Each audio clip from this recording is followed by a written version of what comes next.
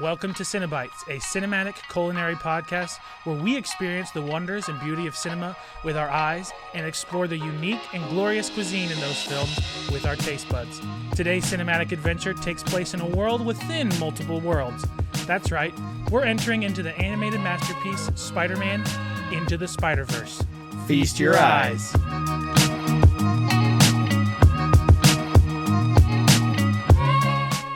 So, what's up, Adam?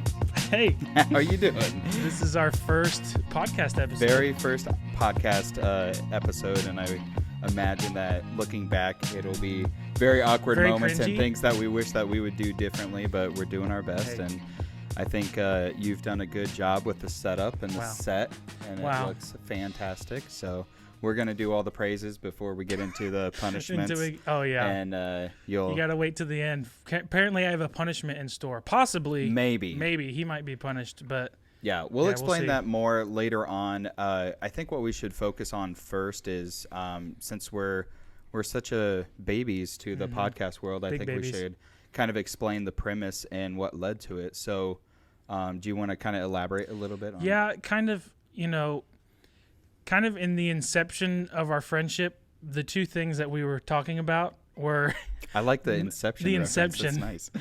Were was food and movies. Food and movies. You know, that's two things that we immediately bonded over was food and movies. And we kind of joked about before, like, we should do a podcast where we talk about food and movies. Or maybe we talked about doing them separately, but then we decided, what if we combine the two of these? Right. And it was like, we found this, what I think is a perfect medium of doing the both. Yeah, absolutely. And the premise is essentially you would have, some movies or people who would have parties of, let's say, a superhero party, and then they would have food-themed things for that. And kind of what our idea or niche is, if you will, is pick foods from those movies and directly from them, right? Like pulling them right out of the screen, right out of the movie. And so it has that really cool relationship of just kind of diving yourself, not only viewing the movie but taking part. And since we both love food and have that relationship with foods, I think that's a really cool way to kind of bridge that gap. So that's why we're here, and that's what we love to talk about. And it's really just an excuse for us to eat food that we like and talk about movies, which is what we do already. It's like it's doing what we already been doing and then eat food, of course. And so instead of us doing it alone, we have hopefully people watching us do it. So but we have some things slated where sometimes the food might not be entirely enjoyable. So yes, very good point. But it's straight from the movie. I mean, we got to go with what's been going on in the movie. So. Yep, whatever we see, we want to eat, and that is what we're going to do our best. Yep.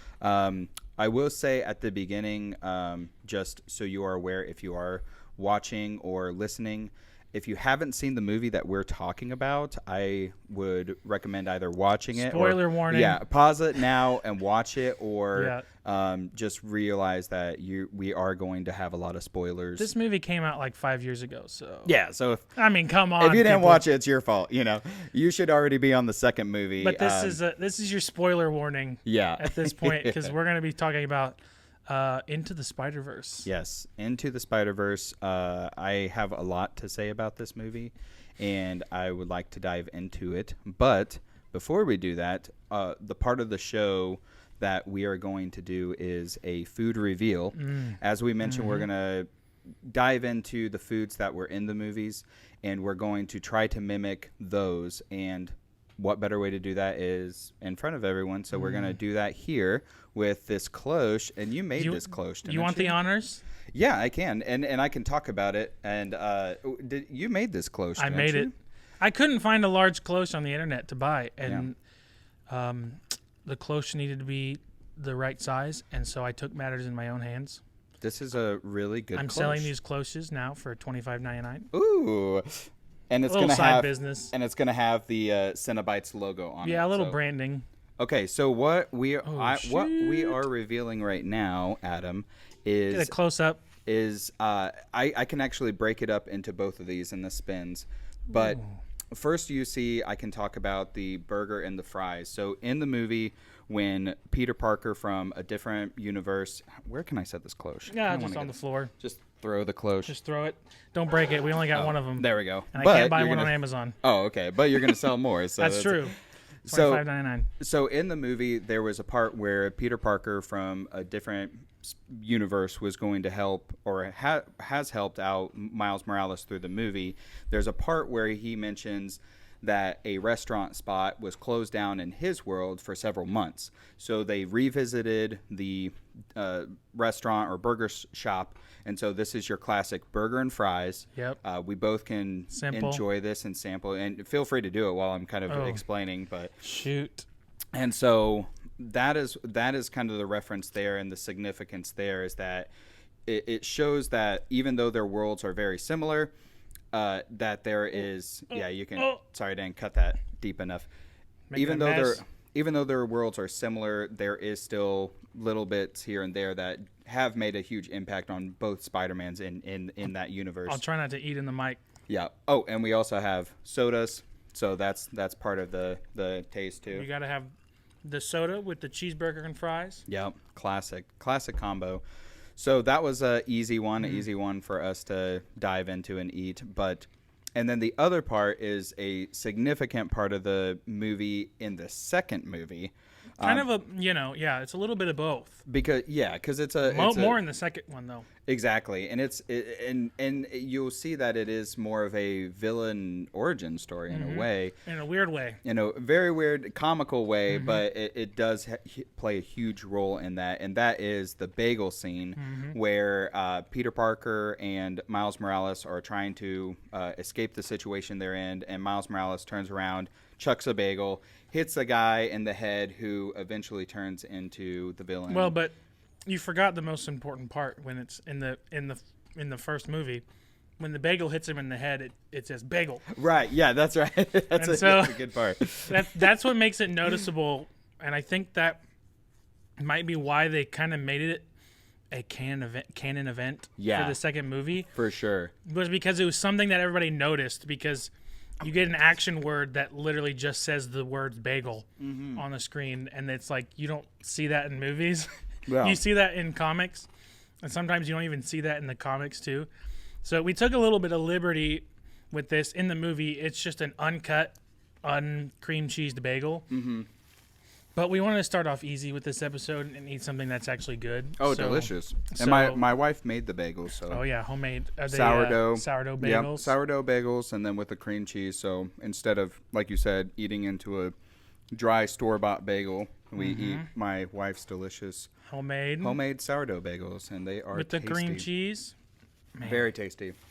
But I think what a good thing that this Spider-Man movie in particular does is honor the side-by-side with the comic and what is true with it. Like you said, the bagel is the, kind of like the bang, boom, kind of like, and it's just a comical way of doing it.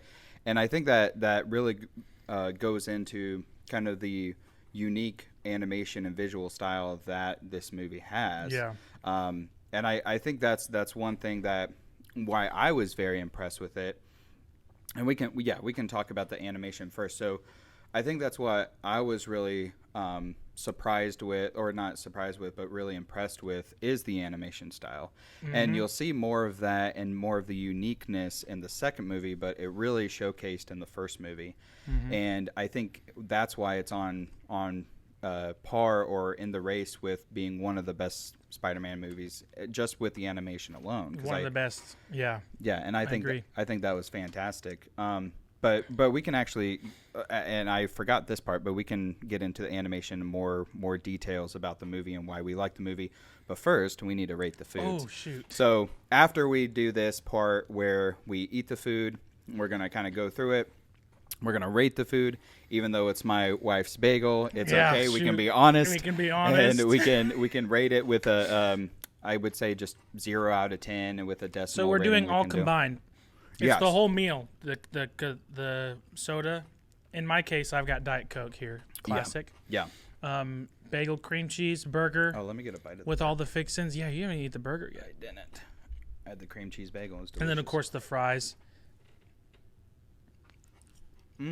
Yeah.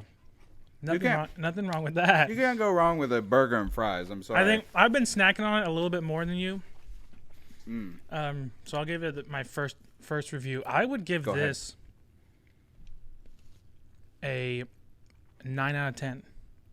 9. Wow, I'm going all the way to that's 9, people. impressive. Because someone loves their burgers. No, you know I me, mean that's good though. cheeseburger. If anyone asks me now, I love all foods. This is why we're doing this podcast, people. But Yeah. if you ask me what's your favorite food, I'm gonna say burger. It's the Nice. first thing that comes to my mind. Fries, obviously, right next to it, and a bagel with cream cheese and a lot of cream cheese. You cream cheese that very well. I made sure that the ratio between bagel and cream cheese has to almost be even in my book. Oh yeah. So that's why I try to honor and put that. Someone the together. other day said they went and got a bagel and asked for cream cheese, and they put the cream cheese on there for them and said it was too much. And I'm like, where's I this don't know. bagel place at? I don't Because know if they that's sound too like much. they use the correct amount of cream cheese for me. But I got to give this a 9. I mean, bagel and cream cheese, one of my favorite things to have for breakfast or really anytime. Yeah, And then honestly. Diet Coke is probably my top beverage of all time, too. I drink it almost every day of my life. Yeah. May not be good for me, but Yeah. Well, don't really care. yeah. Still got to drink it. So now, obviously, in this particular case, I think that this meal could be a solid 10 out of 10, but there are better burgers. There are better bagels. Yeah. But not okay. I'm sorry. It's actually so. Here's the Jeez. deal. It's actually a really, really good bagel.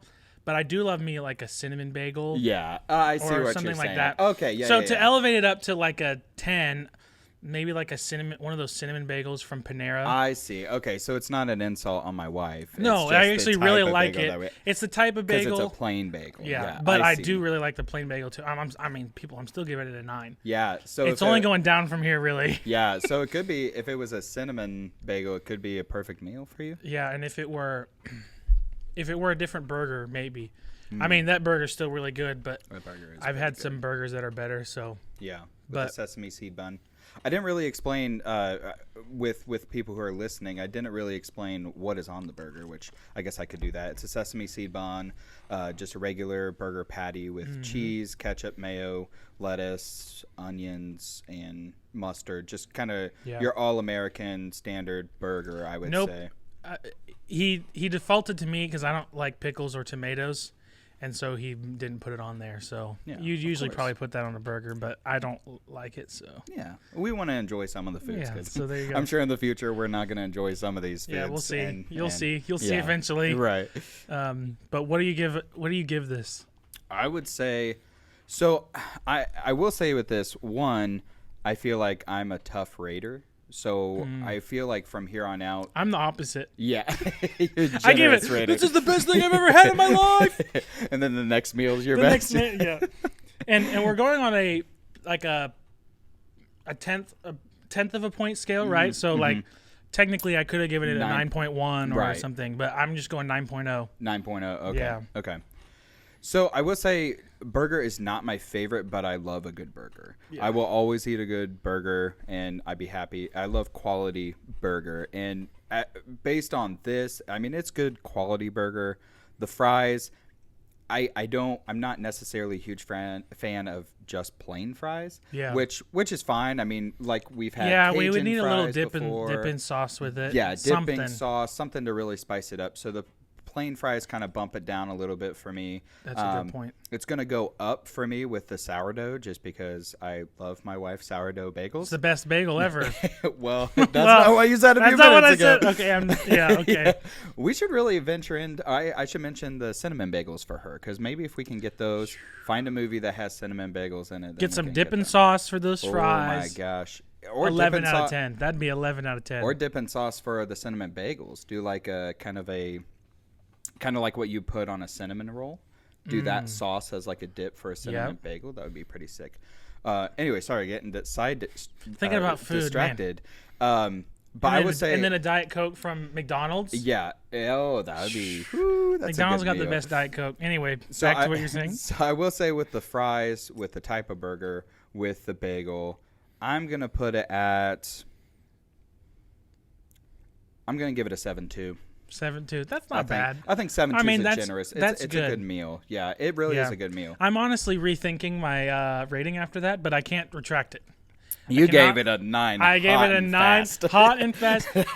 It's like Little Caesars, hot and ready. I will say in this moment, because of recording this, it's not the most hot and fresh burger. Right. So that I think I might be overcompensating for if it were all hot and fresh. Yeah, which you can do that. If you imagine it was just a ready to go, you can rate it that way if you want. I think that's perfectly fine. But I'm going to stick by it. Gotta stick with 9. 9.0. Let's go. Yeah, 9.0. Let's go. And a 7.2. So very generous ratings for a good meal. And we see it in the movie, even though it's short, and we see it in a good movie. So you see, good food in a good movie, and that's a win-win. It's in like a kind of a bonding moment of the movie. That's true. And a couple bonding, I would say. And a couple bond. There's it's Peter B. Parker, because there's the Peter Parker from Miles' universe and the Peter B. from this other one. Right. So Peter B. Parker and Miles, he becomes a second father figure to Miles, and actually even more so than a father figure, because Miles has a father and a mother in his life. Right. Peter B. Parker, or Miles, becomes more of a child figure to Peter B. by the end of the movie. Yeah. Because at the end of the movie, there's a line, he's like, I don't know, this is when Miles becomes himself and knows his powers now, and Peter B. is like so proud of him, and he's like, do I want kids? And so it's kind of like, I don't know, it's kind of a bond. And now we're having our own bonding moment over the same meal. Isn't it great how food and movies bring people together? I love it. That's why we're here. Yeah, that is why we're here. And actually, spoiler alert for the Peter B. Parker, he has a kid in the second movie. I believe. So the spoilers for both movies in this, people. Yeah, we're gonna spoil it all over. Yeah, the second one came out a couple months ago, and we saw it in theaters. So still very new, and that was honestly, if not better than this movie. I mean, it was definitely on the same level as this movie. But I could even say the sequel was a little bit better. Possibly. Are we giving a quick review of the second one? No, we don't have to. Because I think it's on par, but it leaves you on, spoiler alert, it leaves you on a big cliffhanger. It does. And that kind of, and I understood it from a storytelling standpoint. Right. But it kind of takes it down a peg for me because of the cliffhanger? I just wanted to keep going. So you left angry, so that's it's why. Pretty even with the other one to me. I don't think it's better, but it's definitely not worse. Yeah, both are very good, but we can focus mostly on this one. Yeah, we got to focus on the first one here. So this movie came out. It was it was a pretty decent gap between this and the other one, 5 years. Mm-hmm. And I guess if you don't mind, just kind of give me your general thoughts on the first movie. I know I mentioned a little bit before, the rating and the food review and everything, but just kind of give me kind of a rundown of your thoughts on this movie. Well, like we already kind of said slightly, arguably one of the best Spider-Man movies, if not the best Spider-Man movie. I mean, if you like the second one better, then I guess that would be the best Spider-Man movie. It's really a competition between that and Spider-Man No Way Home, the most recent, the third Tom Holland part of the trilogy. Yeah. But this movie, for me, what takes it up a few notches is the animation, like you already mentioned, and we can talk about that a little bit.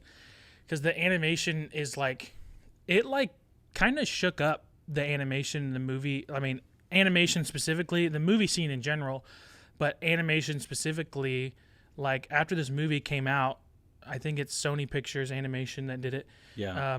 People were like, oh, shoot, like you can do this kind of stuff with animation. Yeah. And you can be more creative with how you present things. Like it doesn't have to be like a perfect, like a pixel perfect Pixar movie. Right. And there's nothing wrong with Pixar movies. A lot of them are great. Yeah. But I just mean like a lot of them are focused on making things hyper realistic and at least to an extent, and making things perfect. Yeah. And then this movie, it like embraces creativity and imperfection. Right. And so many different styles, and they even do more of that in the second movie for sure. Yeah, absolutely. And I that's a very good point of showcasing the different animation styles.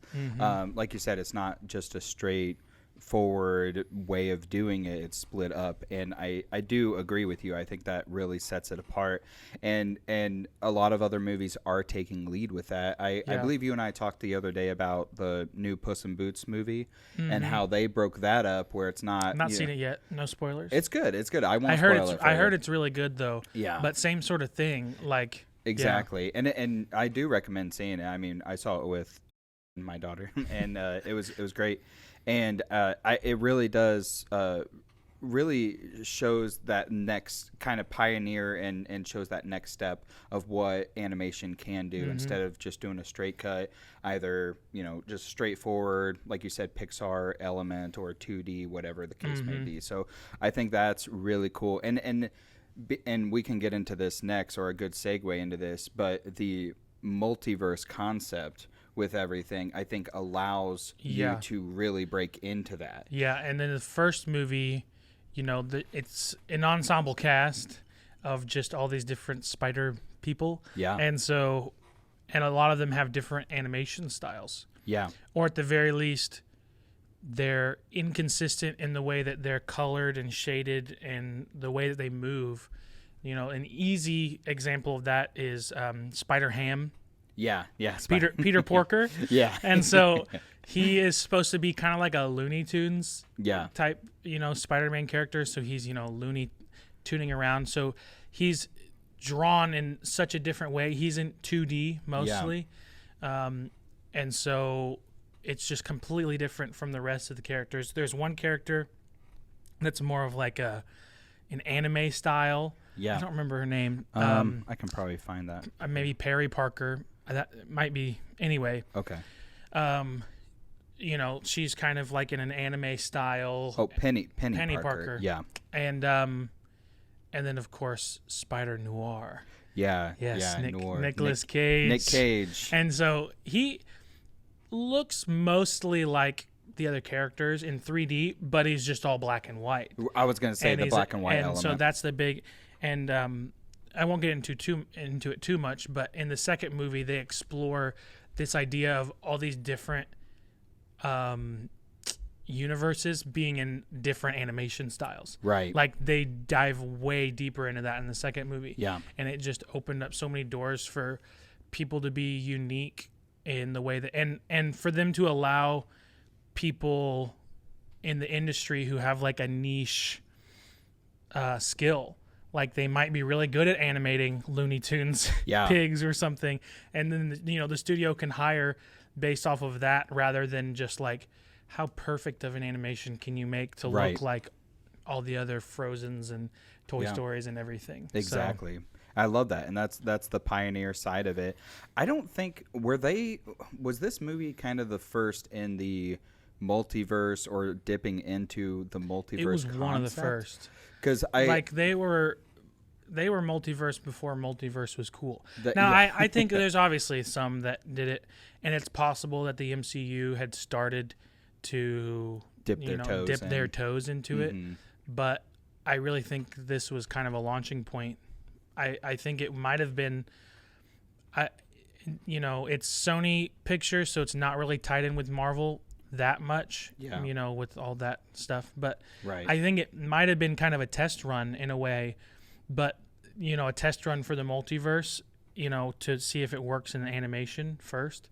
But I don't know if it was a test run, but kind of in a way it was. Yeah. And what was a test run turned out to be one of the best examples of a multiversal scenario. Yeah, no, absolutely. And so that kind of just shows the impact that this has not only on film, but also on the I guess you could say, fans of the Marvel universe and Spider-Man in general, because it's pioneering the animation style. It's breaking barriers there, but it's also breaking barriers of the concept of just multiple dimensions and multiple different characters. And it just seems like with that kind of storyline, it could really be infinite in a way. And I think that's such a cool thing. And I think that's why it really stands out from the rest, in my opinion. And I'm always a fan of animation. I'm always a fan of people who support it and enjoy it. And I think with animation, and especially Spider-Man in this sense, is it really appeals to all kinds of audiences. Yeah, 100%. And I think that's great, because I can be sitting, with my daughter, or even my dad, and we would still get the same enjoyment out of the film. Yeah, 100%. Versus, like, I feel like, not as much anymore because of movies like this, but animation has always been boiled down to kids movie. Right. Because of Disney, and obviously lots of Disney movies are kids movies. But obviously Disney movies can be enjoyed by adults too as well. But I think we're seeing a shift in animation being able to be used and leaning even more towards something that adults and teenagers would enjoy rather than just kids. Yeah, and still keeping it in line with kind of the family-friendly content, because obviously they have animations that are, Adult Swim and just for an older audience. But this really pulls from both, where you can still watch it and, I guess, feel cool about yourself that you're watching it, So it's just not like really watching awesome. The Emoji Movie or something. Right, yeah. As an adult watching The Emoji Movie, I just feel ashamed in myself. Yeah, we might have to review that. We one. might have to do an episode of that, but but no, it's I really just think the film has just been really cool, really eye-opening, and it's great on a rewatch. I think I've seen it 3-4 times now in my lifetime. Yeah. I mean, it doesn't get any worser. No, that's worser true. is a word now. I agree, it's worser. Or it doesn't get any worser. And no, I agree. And this was actually the movie that you selected, and because it was higher on your rating. It's higher on my rating, and we're gonna get to what we rate these movies at the very end. But I kind of wanted to pivot towards we were talking about animation, then we talked about the multiverse. Yeah. But I kind of want to go back to the animation because I find this interesting. Sure. This is like, it goes along with all of that. What them being unique and different in their animation style. The movie is like, for the most part, it goes back and forth in being animated in twos. So I don't know if you know what that means, or if anyone else knows what that means. If you do, then join the club. But animated in twos, and so let me back up. Traditionally, a movie of any sort is filmed 24 frames a second. So, unless you're doing something slow-mo or a time lapse, it's 24 frames a second is the average normal amount. And so, in more recent years of animation, they're doing 24 frames a second for an animated movie to look most like a normal live-action movie as much as it can. But animations used to be animated in twos, meaning there's one frame or there's one image for every 2 frames, essentially cutting the amount of frames in half. So 2, so it's every other. Gotcha. So it's 12 frames a second. Oh, wow. So most old Disney animations and, Looney Tunes, whatever, I don't quote me on the exact ones, but twos was a very common, because you could still get, the point across in the animation, but you're not having to draw as many cells because that's how animation, you actually had to draw everything by hand and color it by hand, versus now there's computer animation, so they can jump to 24 frames a second, no biggie. But in this movie, as far as I know, it's one of the first modern animated movies that made a conscious decision to do something like this, where they animated in twos. But they also switched back and forth. So some characters are animated in twos and some are in ones. Ones is the standard 24 frames a second. Yeah. And so they kind of use it as a character building device or medium, because there's a moment in the film, as far as I know, I didn't go through and count the frames. This is what I hear from research. There's a moment in the film right after he throws a bagel at a guy. Yeah. They're swinging through the woods. This is the first time Miles is swinging. And from this point forward, Miles has been animated in twos. So he's, you get a little bit of a choppier movement. When you watch this movie, you'll quickly realize it's a lot choppier than other movies, and that's intentional because it's in twos. A lot of the characters, it's not super choppy, but in that scene, they're swinging, and then he eventually starts to get the hang of the swinging, and there's actually a shift, and he starts to begin to be animated in ones. So his animation is smoother, and so, before he gets smooth in the ones, Peter B. Parker, who's used to swinging, he's being animated in ones. And Miles simultaneously right next to him is being animated in twos. So it kind of shows the maturity of a Spider-Man who knows what he's doing versus the immaturity of a Spider-Man who doesn't know what he's doing. He's a little bit choppier. He's a little, he's still getting the hang of this thing. This is actually the first moment he's ever swinging because Peter B. gives him, a web slinger because he's not like the Tobey Maguire where it's coming out of his skin. Yeah. So this is the first time he gets a web slinger, and so he's swinging through there. And so there are different moments. Miles goes back and forth throughout the whole movie of being animated in twos and ones, depending on kind of where he's at. And later in the movie, he kind of gets pushed away from the rest of the gang, and I think he is, in that moment, he's animated in twos. He's kind of down on his luck. And then he discovers himself, makes a new costume, and then from that point forward, he's smooth sailing, literally in that the smooth one frames. That's cool, and that's awesome that the animators intentionally put that in there as well. And I never picked that up the first time I watched it. Yeah, you're not going to pick it up when watching it. Yeah, it's and obviously I didn't pick this up myself.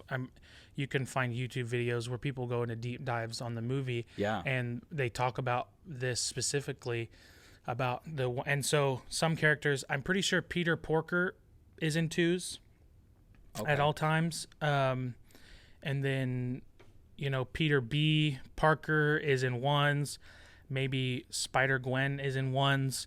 So there's just like all the characters are different. Yeah. And I like that intricate detail. It just shows the amount of intentionality that they had with this film. I think that's once again just stands out for why I think it rates as one of the best Spider-Mans of all time. And I think that's really cool. The goal of this movie for them was to make it look like a comic book. So that animating in twos helps with that because each frame is now 2 frames, so you kind of get a still of each moment. It's still quick, but you get more of a moment with each frame, a moment to savor it and be able to see them. Another thing that I thought was interesting, I'm sure they did it in some different things, but most of the time animators use motion blur whenever something moves, which just gives like a realistic, if you're watching the video version right now, my hand's going to look all blurry because I'm moving it back and forth. But in old cartoons, they didn't have motion blur technology. They're hand drawing everything. So it's called smear animation. So when you move your hand, if you've probably seen those animation cells before of somebody moving their arm and there's like 5 arms coming out with some lines across. Yeah. And so there are instances in Spider-Verse as well where they're using smear animation rather than motion blur. I think they might use both. But that's just another way for them to make it more like an old cartoon, make it more like a comic book rather than a modern animated film. Right. Yeah. No, that's awesome. Really every little aspect of this movie just is honestly the more we dissect it and the more we dive into it, it really does blow my mind. And for someone just kind of watch it and say that it's okay, it's kind of the feeling. Did you really watch it? Yeah. Did you really watch it, or did you just kind of not really focus in too much on that? And it's just so cool. Even with the intentionality of the animation, I think there was a lot of intentionality with the music as well. Oh yeah, and kind of the soundtrack. Great. Yeah, the soundtrack really created a vibe. And put you into that atmosphere of what they were, wanting you to feel through the. Yeah. And I think that's, you and I love music, and I think that's a huge impact on in my opinion, what I think sets apart a movie, and not just like if it's playing, Sunflower with Post Malone. I don't think it's that. I think if they know the timing of the music and the placement of the music, I think that really sets apart, because it can be a movie from Lighthouse or something where it's maybe just ominous tones or something. Yeah, something the music, like that. The whole movie is right, exactly. but it still sets the pace. It tells you exactly, if it's done well, it tells you exactly what that is. And I think the soundtrack does that well too. And I think that puts you in there. Even environment building. I know there's one part like Miles is from Brooklyn, I think. I'm pretty sure, because regular Spider-Man is from Queens. Right. But Miles is from Brooklyn. Yeah. And there's at least one part in the movie where they play a Biggie song who's from Brooklyn. Yeah, and so it's just kind of like, and apparently Biggie is canon in the Spider-Verse, I guess. But just little things like that, it's universe building in that they're using the music as a way to, keep the environment alive and not seem flat. Right. If that makes sense. Right. Yeah. No, I 100% agree. And this just goes back to the intricate detail that they had in this movie. And I think that's why I'm thankful that until now, I'm thankful that we decided to make this the first one. 'Cause I think this is definitely a great film to just hit the ground running and get started, because I think there's so many elements to it. So many things to talk about, too. So many things to talk about, so little time. I think we can talk forever about, the animation alone. The animation alone. We've not even talked about story or plot or character or anything yet. That's a good point, too. We talked about animation and we talked a little bit about music. Yeah. But we've not talked about like what the movie's actually about, like the plot and the characters. We could. I think it's really. I kind of envisioned, if you haven't already seen it, definitely go see it. But I kind of envision kind of diving a little bit deeper into what's actually rooted in the movie, aside from the plot. Yeah. And the plot is great. I think we kind of touched on the multiverse. I think that's a big part of it. I think that alone sets up the story for it. But I mean, if we want to talk, we can talk a little bit about the plot and the just rundown. kind of, if you've not seen the movie, if you want a refresher, just like a boiled down version of the plot that I've thought of is that this movie is basically a character development study on Miles. Right. Yeah. This movie, for having as many characters as it does, because there's like 6 spider people. Right. There's like 5 or 6 different villains. Yeah. And other, not even including some of the side characters. Right. Despite all that, it doesn't feel busy. No, it doesn't. When watching it, it doesn't feel busy. With that many characters, that many things, all this stuff going on, it never feels busy. Yeah. But it's really a focus on Miles. It's a Miles Morales origin story. Right. So it's him trying to figure out his powers, because he got them. Spoiler for the second movie, he got them and he wasn't supposed to get them. Right. And so he's trying to figure this out. Luckily, he gets a mentor from the multiverse that helps speed up the process. Mm-hmm. But just kind of as a general overview, it's a pretty great character study and a character development movie about figuring out who you are. Yeah. Yeah, and it takes you away from the famous Peter Parker background, Yeah, it's different. Yeah, everyone's familiar with the Peter Parker story, with Aunt May, Uncle Ben, and it really separates that as a unique, still Spider-Man with the name, but a unique storyline with a new character, because Miles comes from, 2 parents who are still together, and they're decently well off. It's not, I feel like this movie is, or at least Miles as a character portrayed in this movie, it may be more relatable than regular Spider-Man. Yeah. As much as I love regular Spider-Man and all those other movies, I think there's a little bit more relation. I mean, some people might relate very closely to regular Spider-Man. Yeah. But for me, at least personally, it's like Miles has a normal home, parents both in his life, they're both still alive. Yeah, exactly. And regular Peter Parker, both of his parents die. He lives with his Aunt May. Uncle Ben dies. Yep. And all that stuff. And then eventually his friend dies and all that kind of stuff. But Miles, he's just kind of a normal kid in high school. Yeah. And so, decent grades. I think he's portrayed as pretty smart in the movies, but I don't know if he's like Peter Parker level smart.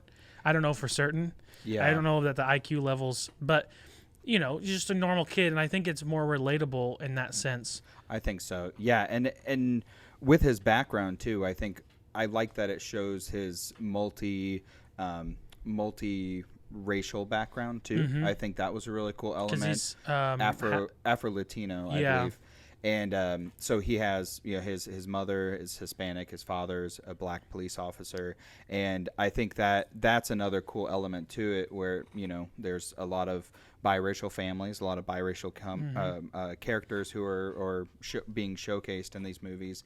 So it really does show a new element to comic book characters who may not be showcased as much as other counterparts. And they really show that culture and narrative in the second movie, I think. When they have that get together and everything. So I think that's a really cool element. The movie casts a wide net. It really does. Because of the multiversal thing and the animation, kids love the movie, adults love the movie, the relatability. Yeah. You can find a character that you look at and be like, that character is really cool. Like, I can relate to that, or at least I really like this character. Yeah. Like, they cast a very wide net, and in most cases, I worry about a film casting a wide net, that they might just make a movie that's too bland, but this is the exact opposite of that situation. And I really don't know how you can dislike this movie. No. The only way I think you could is if you don't like animation, if maybe, you're just or you not, don't like superheroes. but it's like, and if you don't, I get it. Even but if I it don't wasn't get it. superheroes, it's still a good story. Right? Yeah, exactly. It's still a good, very good story. It's a good story, good characters. Fun to watch. Yeah. If you put the bias aside of just refusing to watch any animated film or any movie about superheroes or any good movies, just any good movies, just for the story alone, I think it definitely is worth it. Definitely worth taking the time and watching it. And if not, if you don't like the animation, everything, at least take the time to appreciate the animation, because I think that's worth it. Was this my bagel? In itself? I don't know. I was looking at both bagels. I think I only took one bite. Yeah. I think I only took one. Okay, so I definitely took 2 bites. Because I was gonna. I realized we've been talking a lot, but we got to eat on this show too. Yeah, so. Yeah, exactly. Well, I mean, we have been maybe a little bit. We have been, but I also don't think everyone necessarily wants to hear us chomping. You guys just want to hear us chomping in the mics for an hour? That'd be great. But so I guess from here on out, before we get into the ratings, we can kind of what I was. Any other thoughts about this movie? I think it's such a good. I kind of have a point here. They kind of go together. This movie offered up real stakes, and not in stakes as in, I know this is a food movie podcast, but stakes as in, I feel like, and now don't get me wrong, I like Marvel movies, but there's so much plot armor going on in Marvel movies where you're like, well, I know this person's not going to die because they're the main character, or they have this, or I already know the next movie's coming out, or whatever.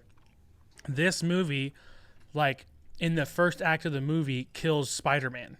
Like, Kingpin kills Spider-Man, and it's like, oh shoot, this guy's legit. Kingpin as a villain, I think, was very good. Mm-hmm. He kind of takes a little bit of a backseat towards Miles, Miles in terms of character. He's the reason this whole movie is happening, but there's more of an interaction between Miles and his uncle.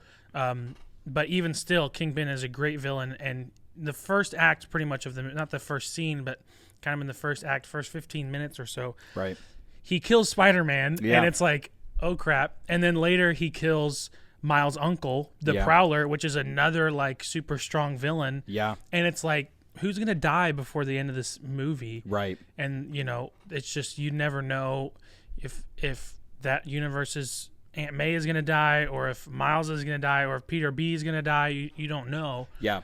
I think that actually is really refreshing. Yeah. That all these people are dying. Yeah. That sounds That's weird. well put. But it's just kind of like, it's nice to see a movie that seems to have real stakes. Right. Yeah. Because I feel like a lot of times you're like, all right, I know where this is going, and this guy's going to be fine by the end of this. Yeah. But in this movie, it's you know, it doesn't have any weird twists or turns or anything, I guess, other than the finding out that his uncle is Prowler, which is a pretty big one. Yeah. But it's, yeah. Yeah, no, I agree. And with Kingpin too, I think that was a great choice for this movie. I'm not super familiar with more of the storyline with Miles Morales and the comic book aspect, so I don't know if Kingpin is a huge villain for them. I have no idea. But I think including him as the main villain instead of like a Green Goblin or the Doc Ock, not the interpretation that they have in this one, but like the Doc Ock from, I don't know, Spider-Man 2 with Tobey Maguire. I think highlighting Kingpin as one of, Spider-Man's like this guy's, I think that was a good choice too. Because it breaks away from your typical, we've seen Green Goblin, we've seen Doc Ock. Right. We've seen, I don't know if we've seen Scorpion. Scorpion's in this movie though too. Yeah. Well, I guess it depends on which Spider-Man you're talking about. Yeah. The Tobey Maguire ones, you have Venom. Venom's another big one. And then with obviously the Tom Hollands and then the Andrew Garfield Spider-Mans, you're going to have, Green that Goblin variety. again, Lizard. Right. Jamie Foxx's character. Why am I Electro. Electro as that. So you have those different, I guess you would say stereotypical Spider-Man They're movies. more iconic. The Sinister Six. Yes, you're right, exactly. And I think Kingpin is more of a Marvel villain in a sense, because if you trace it back to even Daredevil's time, like Kingpin was a menace to a lot of people. He's really just like the villain of New York. Right. And so that's like well put. Any Marvel superhero that's in New York or ever interacts with New York in the comics, it's like Kingpin's like if there's like some ground level like gang stuff that's happening, Kingpin's going to be behind it. Yeah.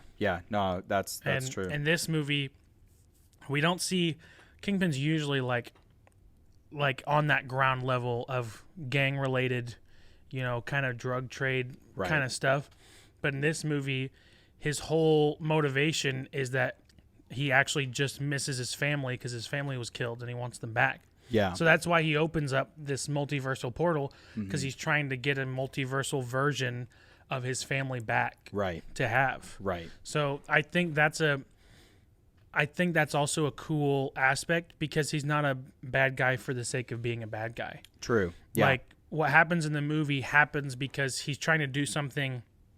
I mean, despite all the bad thing that's happened, arguably is justifiable, that he's trying to get his family back, even though obviously it's not a good idea to open the multiverse. Yeah. But or kill Peter Parker. Or kill Peter Parker in the process of trying to do such a thing.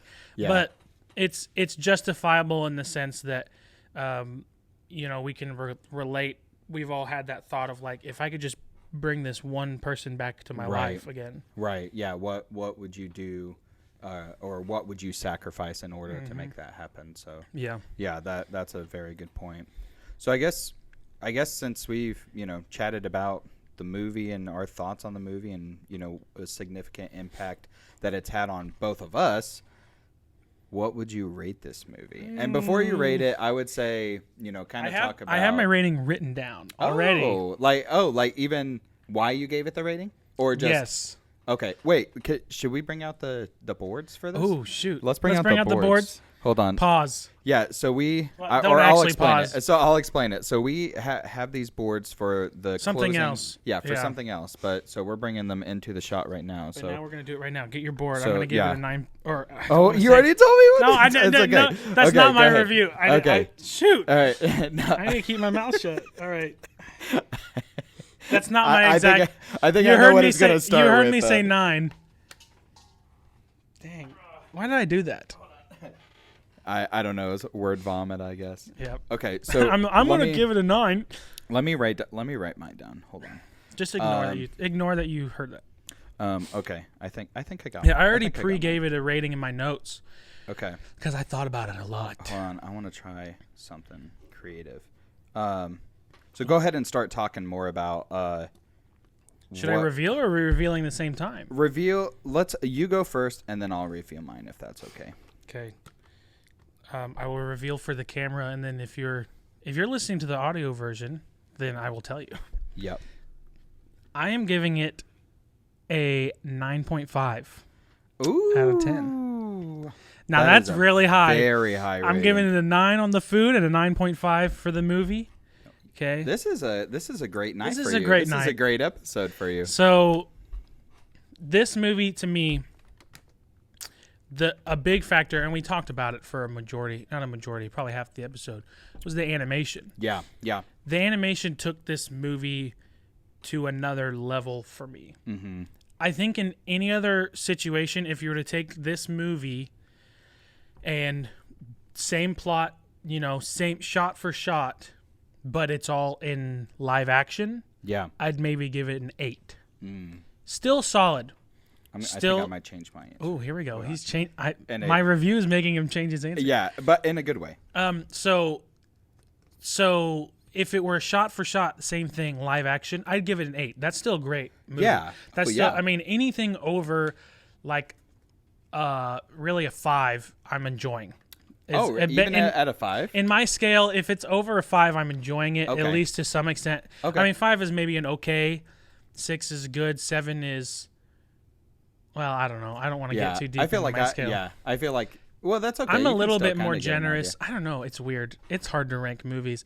But the animation adds so much feel and emotion and adds so much to the storytelling, actually, too. Yeah, it does.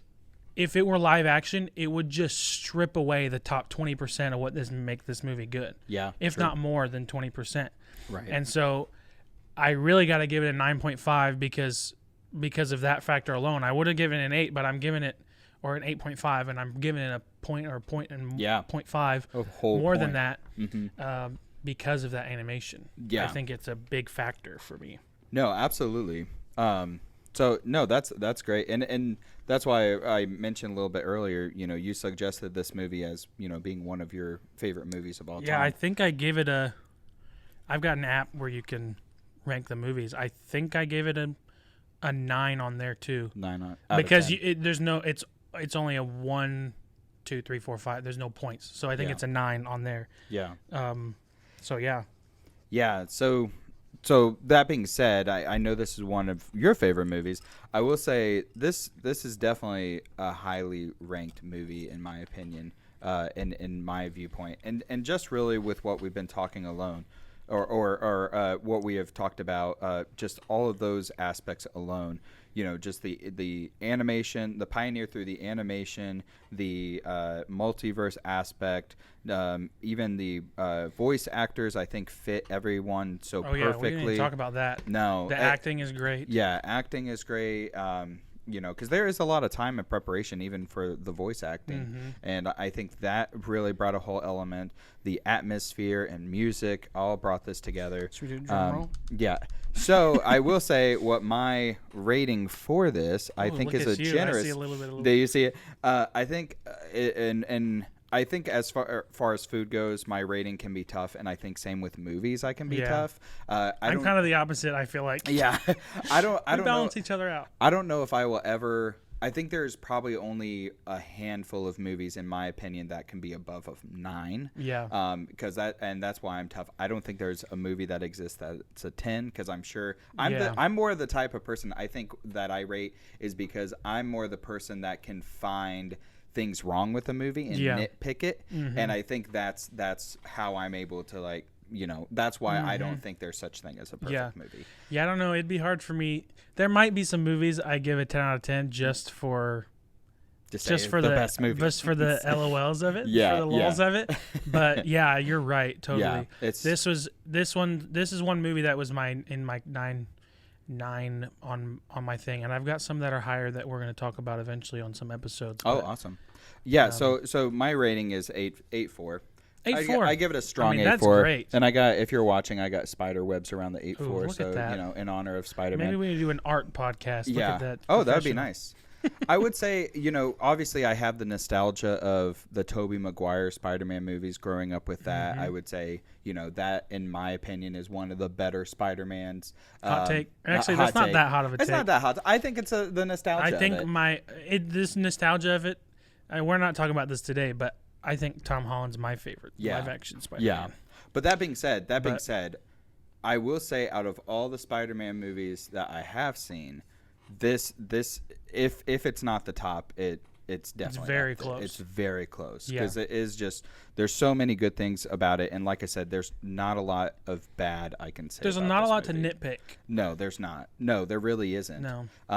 So I do like the Tobey Maguires, but I would say this is probably the best Spider-Man movie I've would have seen. to say so too. Yeah. Well, you were saying you think the second one is better, but It's tough. It's tough. Both are very strong, but like you said with the cliffhanger, but I think that also gets you excited about the next one. Oh, too. 100%. Like, Once the third one comes out, my rating might adjust. Yeah, but true. with the second one only out, I'm kind of a little bit mad about it. As a standalone movie, the first one is amazing. You know, Yeah. and so Amazing Spider-Man. Amazing. And, The Amazing Spider-Man. The Amazing Spider-Man. So I think that so I think those are both very justifiable ratings for this movie. 100%. This movie for me, I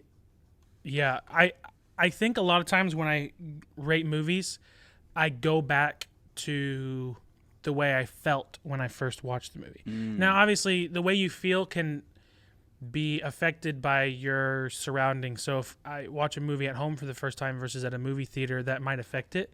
That's true. But not always. But like seeing this movie in the theater for the first time, it's like it was actually just like a really cool experience. And the emotions hit a lot harder. You know, the animation hits a lot harder. And when I think about this movie, I'm like, yeah, that's just like one of the best movies I've seen. Yeah. Especially it's not the greatest movie ever. I still have 0.5 more room above it. Yeah. Didn't give myself much wiggle room. So, but still the same. I think it's just really good. I agree. No, this whole podcast is just us talking about how great this movie is. Yeah. But there's nothing really bad to say about it. Yeah. And if you have contradicting things with what we're saying, or you disagree with us completely, let us know. I mean, we'd be happy to be enlightened, and we'll probably debate you on it. Yeah, so you're wrong. No, we're all about healthy conversations about it, and I don't know, maybe you might push me to think differently about my rating. I was actually partially actively looking for something that I could be maybe critical about in this movie, because I want it to be a well-rounded movie review, and as I'm watching it and I'm thinking about it, and I'm just like, I really don't know what to say that's bad about this. Like I said, the only things that I could think of is if you're not big into animation or superhero movies, and that's just that's a difference on preference. Yeah, that really is just. I preference. think that's really the point, that what makes a point difference between you and I is that it's just more of a preference. Not that you don't like it, because it's clearly still a good rating. Yeah, but it's just a level of preference. Like, this movie just impacted me more a little bit. So. Yeah, absolutely. So what we can get into next is kind of a. I'm scared. So this is what we plan on closing our episodes every single time. Is kind of a fun game, and it's. Is it going to be fun? If I lose, think so because the punish. So here's I'll explain. There's the a game punishment, first. And I don't know what it is. So the game is called CineSnacks, and so it's a little taste of our movie knowledge, if you will, or lack thereof, and it'll be tested. So the way that we do this is every week, either myself or Adam will think of a movie. We'll alternate. Yeah. So the clue giver, or I guess the guesser, has to give a yes or no question. Mm-hmm. The clue giver, or I guess not really clue giver, I guess the person answering would say yes or no. Yep. And it narrows down. Are we including maybe? No. I think No it should be a maybes? yes or no. Okay. So you got to be really careful about your questions. Mm-hmm. So I'm going to start this week. I'm going to be the one that will say to Adam. I got to come up with questions. This is the so worst. He's got to ask me questions. Yeah. I will give him yes or no's about a movie I'm thinking about. If he gets it correctly, then I will get the punishment. Yep. And I'll reveal it after we go. Yeah, I don't know what the punishment is, by the way. Yeah. So, Yeah, he has no idea. We had an idea of throwing a bagel at his head, but It's I like was the like, movie. I want to do something else. So Yeah, I'm since he doing a gave it away. surprise punishment for him. So he has a minute. 1 minute. We're going to put 1 minute. We'll probably put it Yep. on the screen. Yeah, 1 minute on the clock. Maybe. So I will will have the timer here. So Oh, you got it? I will Okay. do it. So you ask me yes or Okay, so go ahead and get. Well, no, you can. We have these whiteboards for this. yes. So at the very end, I'll be able to write my guess, and he's going to write the answer so that we know he's not cheating. I need to write the. So Let that me we- write the answer. so that we here. know he's not cheating. And Are you I don't know if nervous? I am a little You're nervous. a little nervous because I- you don't know what the I punishment have no is? idea what the punishment is, and I don't know. He might be giving me a haircut. I don't know. I might have to eat the pickles and tomato that we didn't put on the cheeseburger. Yeah. I don't know. But And the other fair thing about, and sorry to cut you off, the other fair thing is that this has to be a movie that is relatively known. You know, it can't Yeah. be just some random foreign Indie movie. you know, but or a movie from like the 20s that Yeah. neither of us would know. yeah, this and I feel like with the more that you and I have talked about, we've heard of a movie that we're talking about, but we don't know. Even if we seen hadn't it. watched it. Yeah, exactly. And we Sorry, like to both think that we have decent movie knowledge. I would say so. We like hopefully. to think so. Hopefully, but I feel like I've been decent on trivia, so yeah, I don't know. We'll see. But I don't know if he had mentioned.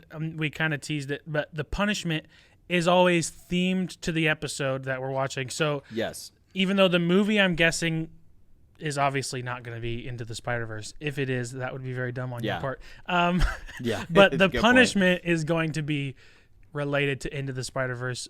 But once again, I don't know what the punishment is. And the game or the movie that we're thinking about for Cinesnacks is, for the most part, a movie that either doesn't have food in it or very minimal food. So one that we wouldn't be able to do an episode. And Exactly. who knows? Just because we use it as a Cinesnack does not mean that we're counting it out as a main episode at That's some true. point. That's we true. could probably do it as a main episode. Yeah. It's just less likely because there's less food in it. Yeah. So Yeah. So are you ready? We can try a minute Oh, first shoot. if you feel like that's we've not tried this unfair. yet. I don't know if 1 minute's going to be long enough. Yeah. So if it's Okay, I need to put unfair, this- I'll put can this I down show 'cause can I show them first? Yeah, I won't look, If- I promise. So look. if you've seen this, okay. If you're listening to the podcast, you have no idea. So Yeah. you're with me. Please No- help. No idea. Okay. Okay, so yes or no questions. I'm gonna start it, and then once the minute is up, you can't ask any more questions, but you can think about it. So Okay. you can think about it. Yeah, I and have then a write it little down. bit a moment after to think about it. Yes. Yeah. Okay. You ready? I 3, think so. 2, 1. All right. Did this movie come out in the 2000s? Yes. Oh shoot! Is it live action? Or you mean after 2000? So 2000 or between 2000 and 2010. No. So is it in the 2010s? Yes. Okay, so it's in the 2010s. Live action. Yes. Okay. Shoot. Action movie. No. Drama. Yes. Horror. No. So more of just a drama comedy. No. 30 seconds. Oh no, not 30 seconds. Oh shoot. Is the main character a man? Yes. Okay. Does he have a sidekick? No. Is there lots of crying in the movie? Yes-ish. This is really hard. 5 seconds. 5 seconds. Let's do 2 minutes. Yeah, Bump it okay, up to pause, 2 on pause, the. Bump it up bump to it 2. up because- All right, 1 minute left. Oh shoot. Is the director male? That's a good question. Oh, shoot, I you would didn't say know these yes. things. I would say yes. Is it is it like a Marvel movie? No, Is it a comic book movie at all? it is not. Is it? Oh shoot! There's so many movies. This is impossible. There's a lot of Is it? We might change the rules next week, Yeah, but this you is got 2 hard. minutes, so This is hard. trying to start getting specific if you can. Are there animals involved in the movie? No. Is there a love interest in the movie? Yes. Is it a romantic movie? No. Is it 5 seconds. No, okay. I guess I'm done. All right. Time's up. Okay, so we might have to change the rules on this Yeah. next episode, but I'm going to go ahead and accept my you're defeat. still getting the punishment. Okay, so we had originally talked about... Wait, oh, you get to write it down. Yeah. Yeah, we originally talked about the giver of the movie giving a little bit of a synopsis before, which we Yeah. might have to go back to because... Yeah, because maybe we could at least do the decade at the beginning, but... Yeah, there's not a lot of things that I could go off Yeah. there. It might Well, just be my bad question asking. I think you were also doing genres and stayed with genres. Because I Yeah. said dramas, you probably could have narrowed it down to more specific dramas or Okay. types of dramas. So... Dang. But we'll brainstorm for a next dramatic episode. movie starring a man with a love interest from the 2010s. It could literally be anything. There's so many.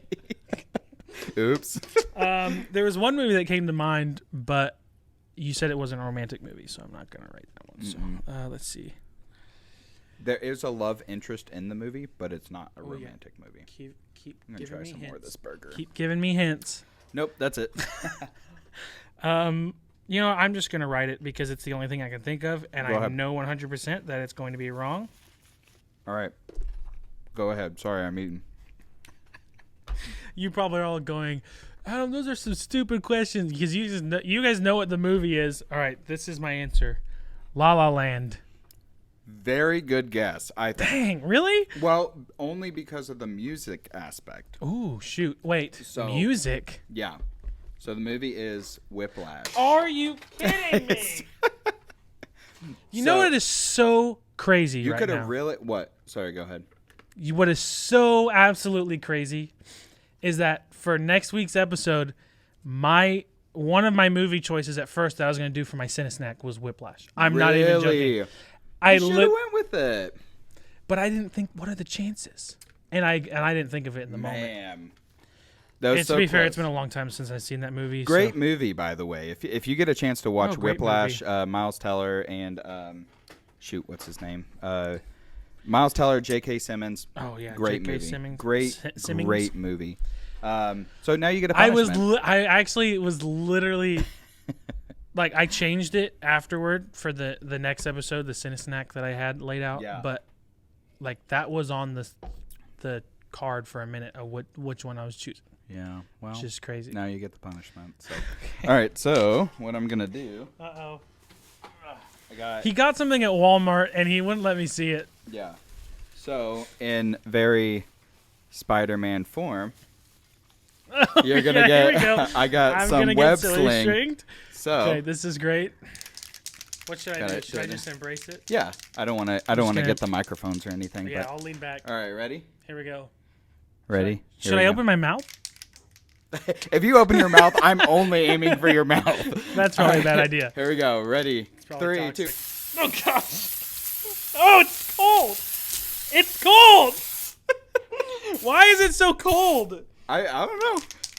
I'm gonna save these. Let's save these for our daughters It's so we can get way them. more wet than I Yeah. remember. All right. Oh gosh, that was Thanks for playing Cine Snacks with me, Adam. yeah. This is great. Well, you can always get me back. So Yeah, next week I'm gonna give you no hints, no hints. and I'm gonna give you no help. What? Yeah, yeah. I was generous this time. Okay, we'll figure out. We have to clean this up. All right, I'll help you. Don't worry. All right. Well, as we wrap up this delectable episode of CineBites, remember that just like a perfectly crafted film, the world of food offers a rich tapestry of flavors, cultures, and stories waiting to be savored. Whether you're savoring a classic dish or discovering a new culinary delight, let your taste buds and imagination intertwine, much like the dynamic interplay between food and film. So go forth, explore new tastes, indulge in cinematic masterpieces, and let your senses embark on a journey that transcends the boundaries of the screen and the plate. Make sure to follow us on YouTube and Instagram, and hear our podcasts weekly as on all major podcast platforms. Every Monday. Until next time, bon Bon appetit, appetit and and happy happy viewing. viewing.